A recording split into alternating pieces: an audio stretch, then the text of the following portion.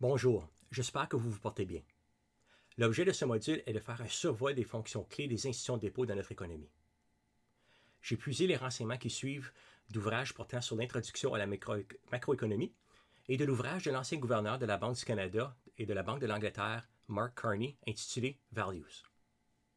Cet ouvrage de Carney figure comme lecture facultative. Bon, allons-y. Les institutions de dépôt accomplissent au moins 4 rôles publics clés et 2 rôles privés clés dans notre économie. Commençons avec 2 des 4 rôles publics et ensuite, nous allons discuter des 2 rôles privés pour ensuite terminer avec les 2 autres rôles publics. Tout d'abord, et tel que nous l'avons discuté dans le sous-module qui aborde la question de ce qu'est l'argent et ses formes, les institutions de dépôt jouent le rôle public très important que d'être au cœur du système de paiement, c'est-à-dire la tuyauterie qui permet les transactions financières. Ce système est indispensable au fonctionnement d'une économie efficiente. Il passe essentiellement inaperçu à moins qu'il ne soit perturbé, un peu comme l'oxygène à la Station spatiale internationale. Comme nous allons le discuter dans le module 8, il revient à la Banque du Canada d'assurer la surveillance des composantes d'importance du système de paiement et de sa fiabilité. Grâce à la prudence et des investissements importants, le système de paiement canadien fonctionne de façon très harmonieuse et fiable. Passons maintenant au deuxième rôle public. En plus d'être au cœur du système de paiement, les institutions de dépôt assument un deuxième rôle public très important, celui d'intermédiation du crédit. Autrement dit, d'intermédiation de financement. Dans le cadre de ce rôle d'intermédiaire, les institutions de dépôt dirigent les fonds que les épargnants prêtent aux institutions de dépôt sous forme de dépôt vers les personnes qui cherchent du financement pour effectuer des achats ou des investissements. Bon, j'ouvre une parenthèse. Lorsqu'on dépose de l'argent auprès d'une institution de dépôt, en fait, on lui prête de l'argent. En d'autres termes, on lui accorde du crédit. On devient donc créancier de l'institution de dépôt. De la perspective de l'institution de dépôt, le contraire se produit. Lorsqu'elle accepte nos dépôts, elle devient débitrice, car elle a l'obligation de nous remettre cet argent. C'est donc pourquoi les institutions de dépôt jouent le rôle d'intermédiation de financement. Elles prennent le crédit, autrement dit, le financement que nous, comme déposants, leur accordent, et le transforment en crédit qu'elles accordent aux emprunteurs. Je ferme maintenant la parenthèse. En effectuant l'intermédiation de financement, les institutions de dépôt jouent 2 rôles privés très importants. Alors, passons aux 2 rôles privés. Premièrement, elles permettent aux épargnants de prêter de l'argent à une contrepartie généralement sûre et leur permettent aussi de gagner de l'intérêt sur ce prêt. Avec l'intérêt qu'elles payent sur nos dépôts, les institutions de dépôt offrent du même coup une alternative intéressante à placer notre argent sous nos matelas ou dans les coffres-forts à la maison. Deuxièmement, les institutions de dépôt permettent aussi aux jeunes familles d'emprunter de manière pratique et efficiente en vue de l'achat d'une maison. Elles permettent aussi aux étudiants universitaires d'emprunter, encore de manière très pratique et efficiente, pour payer leurs frais de scolarité, à titre d'exemple. Les Canadiens peuvent placer leurs économies dans des comptes à faible risque, portant intérêt en vue de leur retraite, et les particuliers et les entreprises peuvent financer leurs projets de manière pratique et efficiente. Veuillez noter que le financement par intermédiaire, aux pages 55 et 56 du livre vert, qui figure dans les lectures obligatoires, réfère à ce deuxième rôle des institutions de dépôt.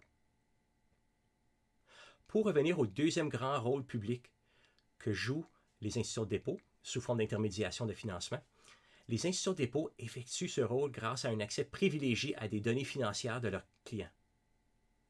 Elles suivent les emprunteurs au fil du temps et surveillent leur dossier crédit et leur fiabilité.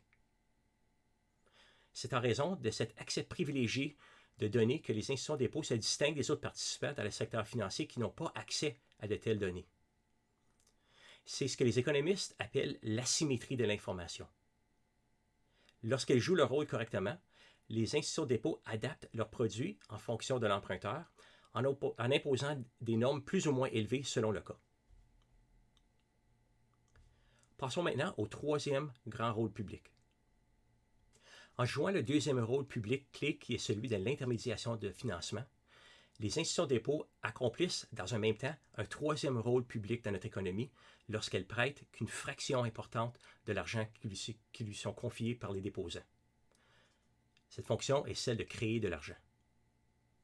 Les institutions de dépôt sont les seuls intermédiaires financiers privés, c'est-à-dire non gouvernementaux, qui transforment leurs dettes, comme les dépôts, en moyens de paiement généralement acceptés. Ceux qui sont moins familiers avec la macroéconomie ou la réglementation des institutions de dépôt sont souvent d'avis que seuls les organismes gouvernementaux comme la Banque du Canada et la Monnaie royale du Canada peuvent créer de l'argent. Mais comme nous l'avons discuté dans le module précédent, les institutions de dépôt peuvent en fait créer de l'argent. Tel que nous l'avons discuté, les orfèvres de Londres créaient de l'argent en prêtant depuis leur réserve d'or. Pour illustrer comment cela se produit de nos jours, imaginons la Banque d'Ottawa, une banque qui maintient une réserve en argent qui représente 20% de ses dépôts. Supposons que la première cliente du matin, Gertrude, vient déposer 10 000 $ dans son compte chèque. Comme la Banque d'Ottawa maintient une réserve en argent qui représente 20% de ses dépôts, cela veut dire qu'elle peut prêter jusqu'à 8 000 $ de l'argent que vient de lui prêter Gertrude.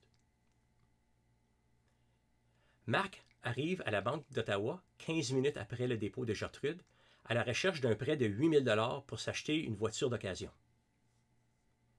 La banque accepte de lui confier un tel prêt et lui prête 8 000 $ des 10 000 $ que Gertrude a déposés plus tôt. Marc utilise ensuite les 8 000 $ pour payer Jeanne, qui lui vend une voiture d'occasion. Jeanne dépose ce 8 000 $ aussi auprès de la Banque d'Ottawa. Ceci permet à la banque de prêter 20% de ce 8 000 $, soit 6 400 $. Et la roue continue de tourner. Si l'on revient à l'action de prêter 8 000 $ à Marc, la Banque d'Ottawa vient alors d'augmenter la masse monétaire canadienne par 8 000 $. En d'autres mots, elle vient de créer de l'argent en mettant en circulation 8 000 $, ce qui n'aurait pas eu lieu si Gertrude aurait mis les 10 000 $ dans son coffre-fort à la maison. Lorsque Marc repaye éventuellement les 8 000 $ à la Banque d'Ottawa, la masse monétaire sera alors contractée de 8 000 $. En d'autres mots, il y aura 8 000 $ de moins en circulation. Et comme nous l'avons abordé dans le module concernant l'argent et ses formes, les institutions de dépôt d'aujourd'hui sont responsables de la création de la grande majorité de l'argent sous forme d'argent électronique. Comme illustre l'exemple hypothétique de la Banque d'Ottawa, les institutions de dépôt créent de l'argent électronique en consentant des prêts à partir des prêts qui leur sont consentis sous forme de dépôt. Plus précisément, elles créent de l'argent électronique en déposant dans les comptes bancaires les sommes qu'elles ont consenties au terme des prêts. Comme la grande majorité des prêts sont consentis par voie d'argent électronique, le mécanisme moderne de la création d'argent sous forme électronique prend beaucoup d'ampleur. Passons maintenant au quatrième grand rôle public. En jouant les trois rôles publics clés que nous venons de discuter, les institutions de dépôt, en fait, en jouent un quatrième, celui de l'efficience économique. Les institutions de dépôt sont des intermédiaires qui rallient ceux qui ont des fonds à prêter avec ceux qui veulent emprunter des fonds. De plus, en raison de leur accès privilégié à des données financières de leurs clients et avec leur expertise connexe dans l'octroi des prêts, les institutions de dépôt réduisent le coût d'emprunt dans l'économie en général. Sans elles, où irait-on pour emprunter? Quel serait le coût d'emprunt? De plus, où irait-on pour la garde de notre argent? Et sans argent électronique et réseau de paiement électronique qui permet à cet argent de changer de main de manière fiable et quasi instantanée, corrélère notre économie. Bon, pour résumer, les institutions de dépôt jouent au moins 4 rôles publics importants dans l'économie. Premièrement, elles sont au cœur du système de paiement. Deuxièmement, elles jouent le rôle d'intermédiaire de financement en dirigeant les fonds des épargnants vers ceux qui veulent emprunter dans le but d'effectuer des achats ou des investissements. Troisièmement, elles créent la grande majorité de l'argent par le biais des prêts qu'elles consentent sous forme électronique. Quatrièmement, elles contribuent à l'efficience de l'économie. Les institutions de dépôt jouent aussi au moins deux rôles privés importants. Elles permettent aux épargnants de prêter de l'argent à une contrepartie généralement sûre et de gagner de l'intérêt sur ce prêt. Et deuxièmement, elles permettent aussi aux particuliers et aux entreprises de financer leurs projets de manière pratique. C'est au moins en raison de ces 6 rôles que les institutions de dépôt sont si fortement réglementées.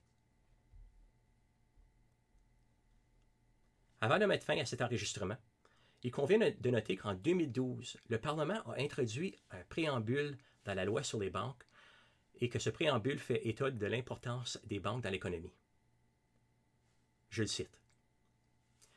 Attendu que la présence d'un secteur bancaire solide et efficace est essentielle à la croissance et à la prospérité de l'économie.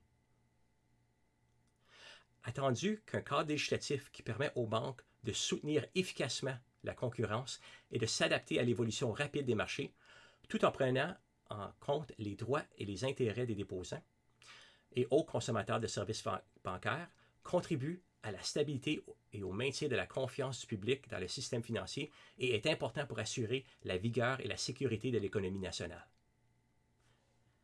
Attendu qu'il est souhaitable et dans l'intérêt national d'établir des normes nationales claires, complètes et exclusives applicables aux produits et services bancaires offerts par les banques.